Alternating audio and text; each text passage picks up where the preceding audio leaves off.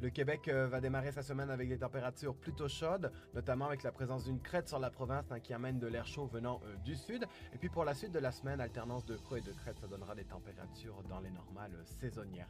Quant à l'humidité, cette fois-ci, pour lundi et mardi, elle va être assez importante, notamment pour la nuit de lundi et mardi avec un humidex assez élevé.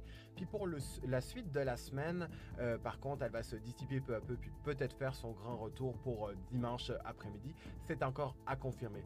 Et quand on regarde l'eau précipitable, hein, l'eau qu'il y a dans la colonne d'air atmosphérique, notamment pour la journée de lundi et de mardi, on va voir qu'on a quand même de l'eau précipitable assez élevée, hein, son taux est assez élevé, donc on pourrait avoir de fortes averses qui seront possibles.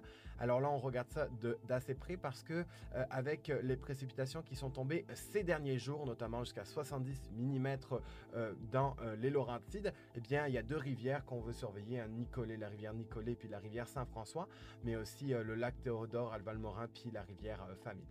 Alors ça, pour le lundi, notamment au niveau du risque d'orage, des orages violents possibles en Abitibi-Témiscamingue et dans le nord de l'Outaouais, hein, inondations localisées, fortes rafales et gros grêlons seront possibles, notamment pour les rafales, ça pourrait aller jusqu'à 50, voire même 60 km/h localement dans ces régions-ci pour lundi, mais aussi on va voir pour mardi, hein, des rafales qui sont possibles.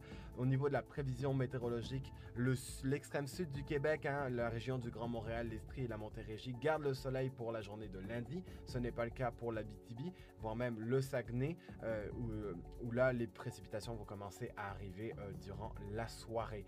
Alors ça, au niveau des maximums ressentis et des maximums de température, hein, Gatineau, Montréal, puis Sherbrooke devraient avoir 37 en ressenti tout de même pour cette journée-là. Alors pour mardi, là, les orages devraient être plus dans le sud du Québec, notamment pour la région du Grand Montréal, l'Estrie et la Montérégie. Ça pourrait même aller jusqu'en Beauce en fin de soirée. Puis la prévision météorologique pour le mardi après-midi, on va avoir des orages pour le sud du Québec. On devrait retrouver un petit peu de soleil pour l'Abitibi-Témiscamingue, mais ça va rester assez localisé. Et puis, l'humidex, hein, qui est notre indice de confort qui prend en compte température et humidité, va être assez élevé, comme je le disais, en début de semaine avec des humidex de 35 et plus. Et on devrait atteindre 25 en humidex pour vendredi, donc un temps assez sec et puis une petite remontée jusque-là. Alors, pour les jours, justement, avec un humidex de 35 et plus en juin au Québec, c'est assez important parce qu'on a vu qu'on a doublé par rapport au normal qu'on a au niveau mensuel. D'habitude, par exemple, pour la ville de Montréal, on n'a que 3 jours avec des journées donc d'humidex de 35 et plus. Et là, on en a eu 6 et peut-être même une 7e demain. Ceci est à confirmer pour la suite de la